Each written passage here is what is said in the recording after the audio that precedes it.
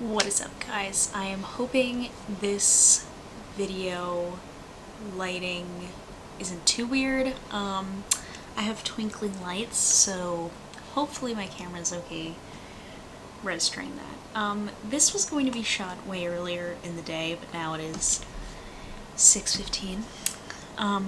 This is my video on The Boys Season 2, episodes 1 through 3.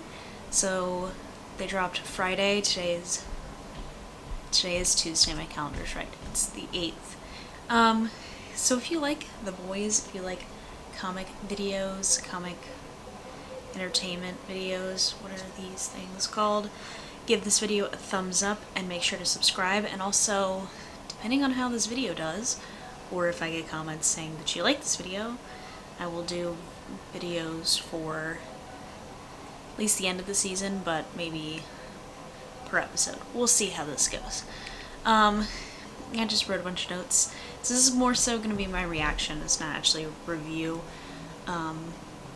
Because if I gave it a review, I would say thumbs up. This season is already off to a more gruesome and disgusting start. I have to disclaim, I watched the first episode with my friend Olivia, who has never seen a single episode of The Boys, and the opening got off to a really gruesome start, so welcome to the world of The Boys. I'm gonna do a little what's everyone up to. I'm gonna start with The Boys first. Mother's Milk and Frenchie aren't really up to anything new. Frenchie is kind of following Kimiko around and trying to learn how to communicate with her. Butcher is not. Oh, by the way, spoilers. I'll put it in the thing, but this whole video is gonna be spoilers, so. Butcher's absent in the first episode until the very end. We have no idea where he had been. And it turns out that he was dropped out of where Becca's house was, and he ended up like in the parking lot of a restaurant and is now wanted, so he had to go on the run. He has a note writing down every little thing about where he was so that he can hopefully find her again, and we'll get into that a little bit later too. Huey is he's going through it. His relationship with Starlight is almost non-existent. He's trying to get into contact with her against everybody's wishes because that's really dangerous. But he's like not wanting to be a part of this anymore at all, but doesn't really have a choice. Episode 3 you really see this because they keep talking about how they don't think that he's going to make it. And yeah, he almost gets killed by Starlight because Homelander, almost forces her to do it. And luckily Butcher steps in to save him because Butcher and Huey are really going at it at each other's necks. One of my favorite things, and this is so like, I don't know, I might say so minor, but Kimiko signs. Yeah, so she didn't speak. It was unclear if she couldn't speak or she chose not to speak, but she actually signs in the show. I actually don't know sign language, but it's very rare that you see sign language in like popular media at all, so it's really awesome that that was included. But it was revealed that she just stopped speaking and came up with her own kind of language with her brother, and then I'm assuming that's the language that she's signing. And speaking of that, her brother is revealed to be the super terrorist, or as Homelander keeps insisting to be called, super villain. And she tries to maintain her relationship with her brother, although the boys are trying to turn him into the CIA so that they can get pardoned by the FBI. Or no, now they're trying to turn him into the FBI. I don't know, FBI, CIA, they're all like, they're kind of the same to me. So, Yeah, maybe I'm just dumb and I don't care, but I don't really know the difference. But it causes a rift, and it majorly causes a rift between Busher and Frenchie, who, of course, loves Kimiko. So that's the update on the boys. The update on the heroes, or the seven.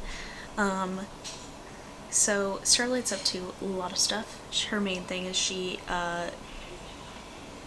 goes through an old contact that has a lot of weird stuff going on, and gets him to steal Compound V from the lab, and she leaks it to the press, which is huge. So now Vought has to go and save their ass, essentially, by making statements, and they're going on the denial, stating that it was probably inside job, the whole Compound B was an inside thing with that's her first name, right? Stillwell.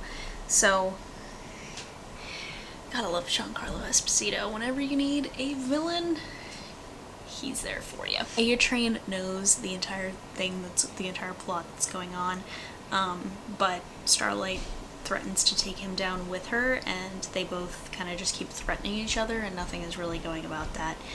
Speaking of A Train, he is better, but he looks really bad. My prediction is he's probably going to die this season because he's not looking great, and also they'll have other members of the seven, so it'll be fine.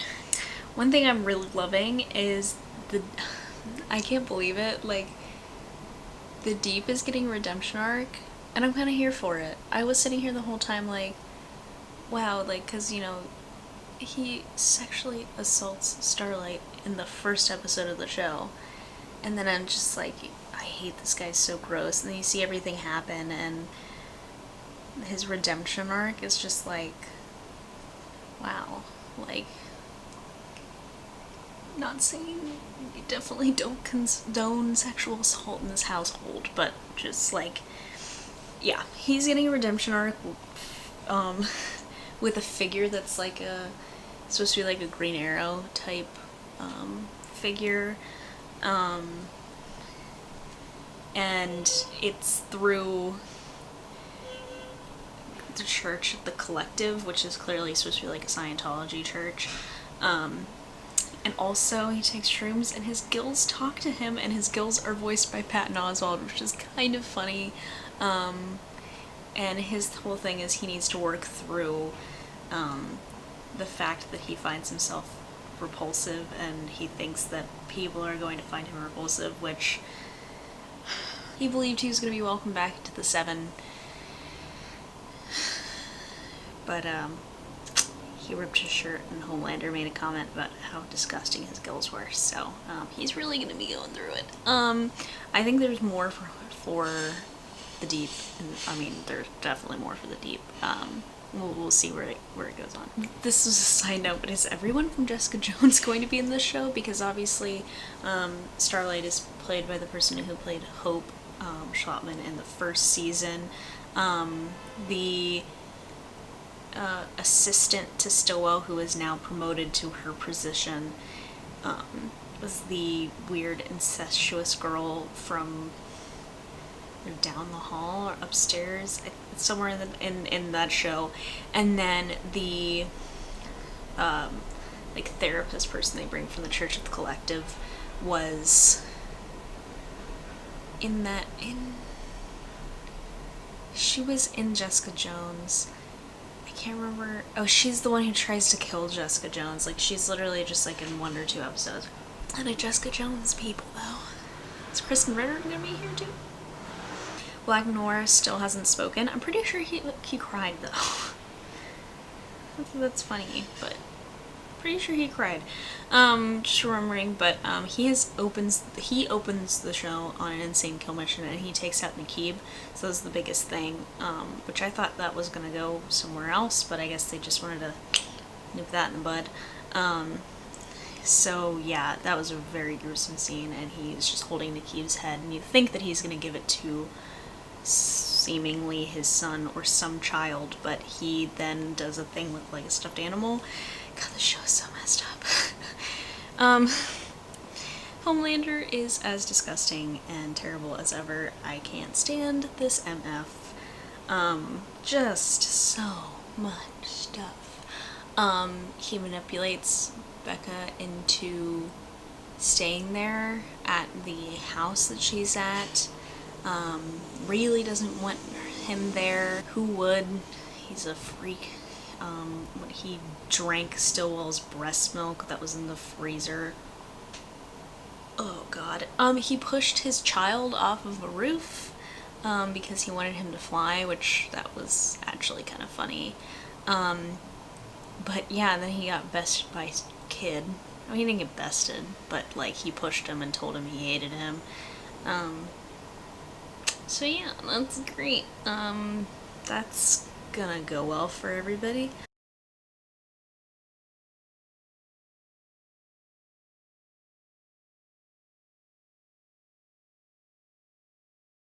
And our new hero to the show is Stormfront, who seemingly is just this outspoken, loudmouth woman who doesn't take shit.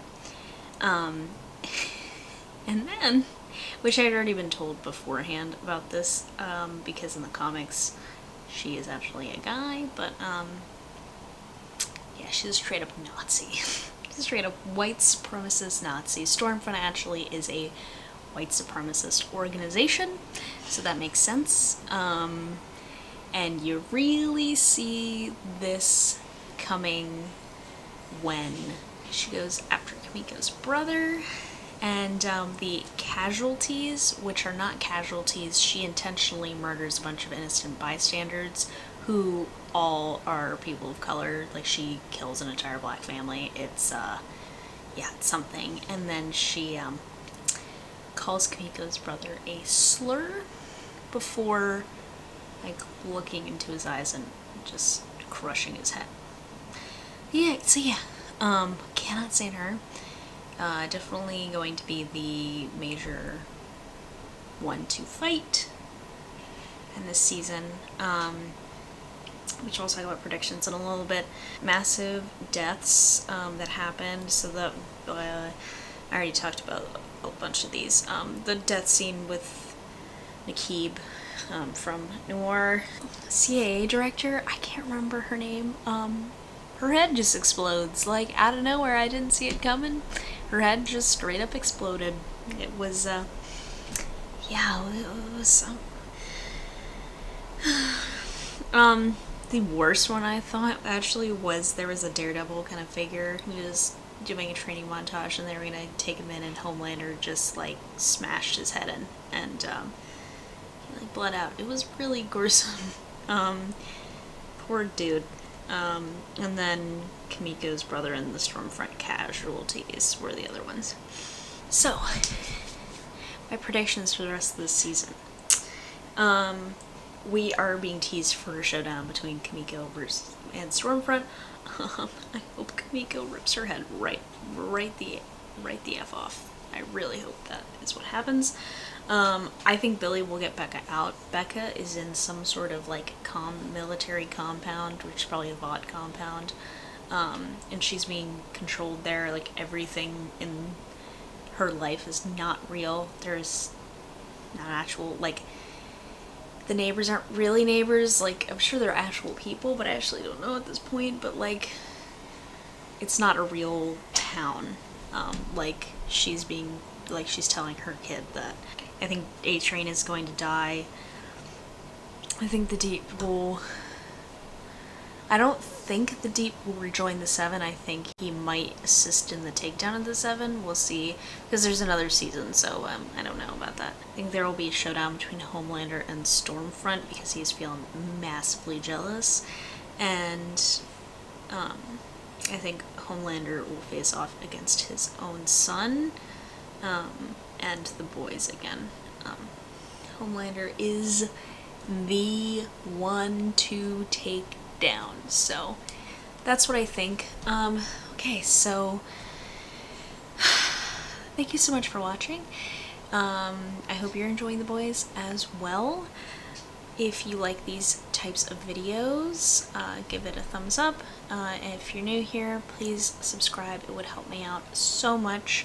I do 2 videos a week. I do makeup vlogs, comic, film, all sorts of stuff on my channel. The next video up will be a vlog. Super excited. I filmed a bunch for it yesterday. I hope everyone had a safe Labor Day weekend. I hope everyone is staying safe in the world. I know it's really crazy. But I will see you in my next one. Take care. Bye.